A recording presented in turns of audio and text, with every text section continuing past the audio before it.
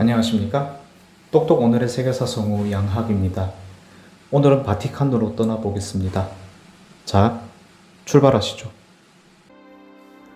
어느새 2020년 12월입니다. 1년의 끝자락에서 마무리 잘하고 계십니까? 올 한 해는 중국 우한에서 시작한 코로나 때문에 전 세계가 난리였습니다. 예년 같으면 짧은나마 해외여행을 즐기는 겨울 휴가를 기대하겠는데 그럴 엄두도 못 내고 있습니다. 그래도 잃는 것이 있으면 얻는 것이 있죠. 의도치 않게 독서 시간이 늘고 있습니다. 중세시대와 관련한 책을 읽으면서 상상 속을 거닐고는 합니다. 그 중에서 로마는 고대, 중세, 현대를 관통하는 곳이고 도쿄, 뉴욕, 런던, 마드리드, 파리와 함께 여행 가고 싶은 곳으로 늘 손꼽히죠. 그 로마에는 고대, 중세 유적지뿐 아니라 바티칸 시국도 있습니다. 세계사적인 이야기거리가 넘치는 곳이죠. 바티칸 시국을 보면 교황청을 지키는 근위대가 있습니다. 이 근위대가 유별난 것은 유명하죠. 그리고 근위대의 복장을 보면 2020년 스타일이라 하기에는 거리감이 있습니다. 붉은 털 장식이 달린 철투구, 파랑, 빨강, 노랑이 배열된 제복은 전형적인 르네상스 스타일입니다. 이 교황청 근위대 제복의 디자이너라고 알려진 인물이 있는데 누구일까요? 아주 유명합니다. 르네상스를 대표하는 예술가인 미켈란젤로와 라파엘로입니다. 뭐 좋습니다.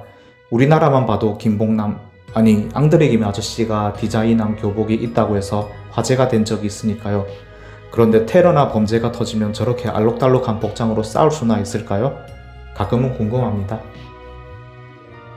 근위대 제복도 그렇고 더 재밌는 사실은 근위대원의 국적입니다. 교황청을 지키니까 바티칸이나 이탈리아 국적이든지 혹은 카톨릭 사제라고 생각할 수 있습니다.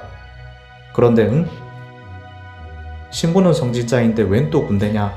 똑똑이지 꽉꽉이지 이것들 또 말장난 하느냐고 하실 수 있는데 멀리 보시지 말고 중국 소림사를 생각하시면 됩니다.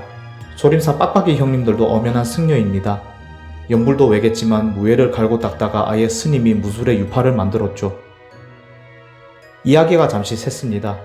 근위대로 돌아오겠습니다. 일단 근위대원은 바티칸 국적이 아닙니다. 그렇다면 이탈리아 국적일까요? 근위대원의 외모를 보면 흔히 생각하는 이탈리아인과는 다릅니다. 물론 이탈리아도 북부는 게르만 피가 섞였다고 하지만 우리가 흔히 생각하는 이탈리아인은 주로 남부 이탈리아, 즉 대체로 키가 작고 얼굴색이 짙은 라틴, 심지어는 아랍계의 피도 섞인 외모죠. 축구를 좋아하신다면 AS 로마의 또띠는 북부 이탈리아인, AC밀란의 말디니와 현재 나폴리의 감독인 가투소는 남부 이탈리아인 같다고 생각하시면 됩니다. 그러나 바티칸 근위대는 그런 이탈리아인과 다르게 생겼습니다. 그럼 어디일까요? 질질 끌지 말고 후딱 말 안 하는 시청자 여러분의 목소리가 들립니다. 바로 스위스입니다. 이미 아시는 분도 계시겠고 뜬금없다는 분도 계시겠고 조금은 놀라신 분도 계시리라 생각합니다.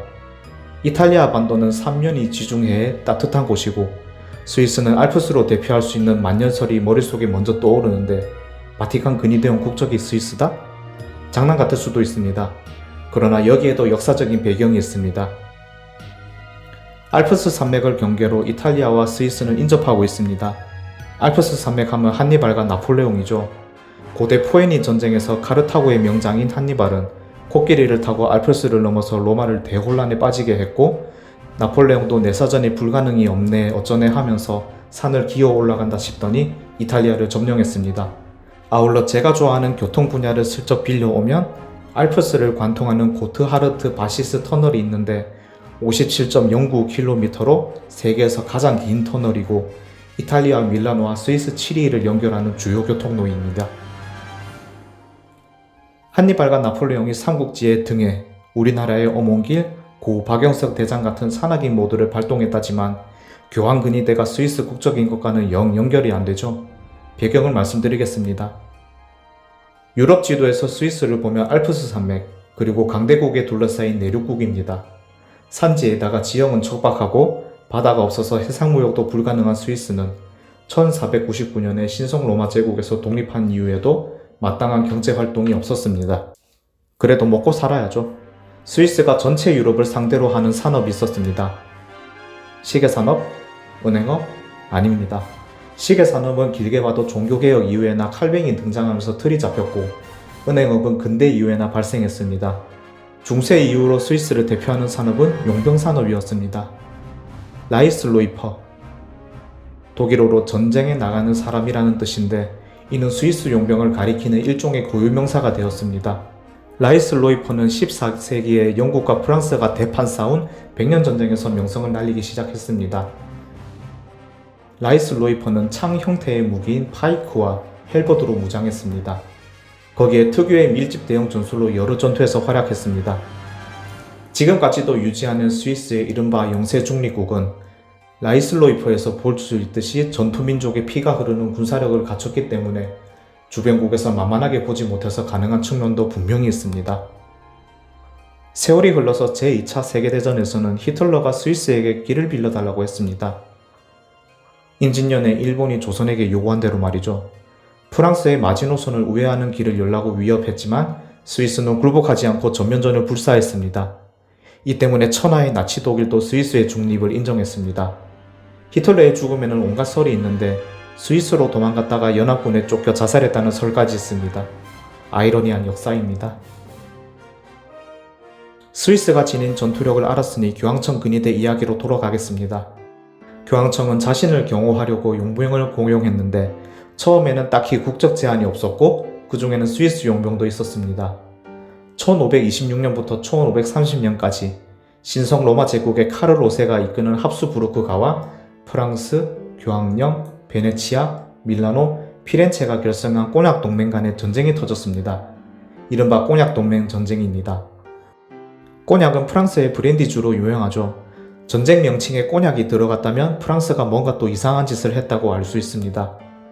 16세기 초에 프랑스가 이탈리아로 스멀스멀 영역을 넓혀오자 교황령과 이탈리아의 도시국가는 프랑스와 동맹을 맺었습니다. 프랑스가 이탈리아로 스멀스멀 오는데 동맹을 맺었다? 언뜻 이해가 안 되시죠? 신성 로마 제국, 좀 더 구체적으로는 합수부르크가가 이탈리아, 로마, 교황령 등에서 종주국 노릇을 하다 보니 거기에 질린 교황령과 이탈리아 도시국가가 프랑스와 동맹을 맺은 것입니다. 신성 로마 제국 입장에서는 당연히 못마땅할 수밖에 없었고 결국 전쟁이 터졌으니 이는 당시의 유럽 강대국이던 프랑스와 신성 로마 제국이 패권을 다퉜다고 볼 수 있습니다. 신성 로마 제국은 실제로도 교황을 지키기 위해서 조금 불편하게 표현하면 교황과 뒷거래하면서 생긴 나라입니다. 태생이 그렇다 보니 신성 로마 제국 입장에서는 교황이라면 당연히 자신의 편을 들어준다고 생각했는데 교황의 이런 기대를 저버리고 프랑스와 동맹을 맺은 것입니다. 이에 분노한 신성 로마 제국의 카를 5세는 이탈리아로 진격했고 1557년 5월 초에 로마를 포위했습니다. 그런데 데자뷰일까요? 승리에 도취한 신성 로마 제국군의 일부가 1527년 5월 6일에 로마를 약탈하기 시작했습니다. 마치 자신의 선조인 게르만족이 고대 로마 제국을 멸망시킬 때 했던 짓처럼 말이죠. 역사상 6차례 있었던 이른바 사코디 로마, 여러 번 발생했던 로마 약탈 중 마지막 사건이었습니다. 교황이 고용한 용병은 신성 로마 제국군의 이런 행패에 겁먹고 거의 달아났습니다. 여기서 스위스 용병이 등장합니다. 다른 국족 용병은 모두 튀었는데 유독 스위스 용병은 마지막 한 명까지 신성 로마 제국군에 맞서서 결사항전했습니다. 스위스 용병 500여 명은 교황이 있는 베드로 대성전의 길을 막았습니다. 이 길목에서 벌어진 전투에서 단 189명만 살아남았습니다. 그런데 지옥문 앞까지 돌아온 전사 189명은 도망가지 않고 교황이 있는 베드로 대성전으로 들어갔습니다. 당시 교황인 클레멘스 7세가 교황청 외곽 요새인 산탄젤로 성까지 피신할 수 있게 시간을 끌기 위해서였습니다. 교황이 베드로 대성전과 산탄젤로 성까지 연결된 비밀 통로인 파세토 디 보르고를 통해서 피신하는 동안 스위스 용병 189명은 장렬하게 모두 전사했습니다. 글쎄요, 테르모필레 전투에서 페르시아 대군을 막다가 전사한 스파르타 전사 300여 명 같은 아련한 이야기라고 할 수 있을까요?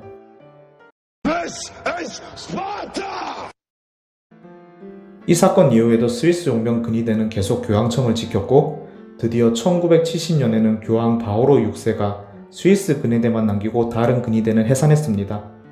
그러면서 스위스 근위대가 바티칸 시국에 있는 유일한 군사 조직이 되었습니다. 시간이 걸렸지만 목숨을 버리고 명예를 취한 대표적인 사례라고 할 수 있습니다. 모든 길이 통한다는 로마. 교황이 있는 곳인 로마. 교황량에 가서 근위대를 본다면 특이한 복장, 독특한 사활만 보는 것이 아니라 이런 배경을 떠올리면서 보게 되면 더욱 흥미있는 로마 여행이 들지 않을까요? 물론 당장은 아닙니다. 코로나 바이러스가 사라지는 그때 즐거운 마음으로 언젠가는 여행을 즐길 수 있으리라 생각합니다. 여러분의 구독, 좋아요, 댓글은 교황청의 근위대처럼 든든한 저희의 우군입니다. 경자년 한 해 모두 고생 많으셨습니다. 새해 복 많이 받으십시오. 감사합니다. 내일은 또 어떤 재미있는 세계사 이야기가 있을까요? 똑똑 오늘의 세계사는 여러분들의 관심으로 만들어집니다. 구독하기 꼭 눌러주시고 댓글 참여 부탁드립니다.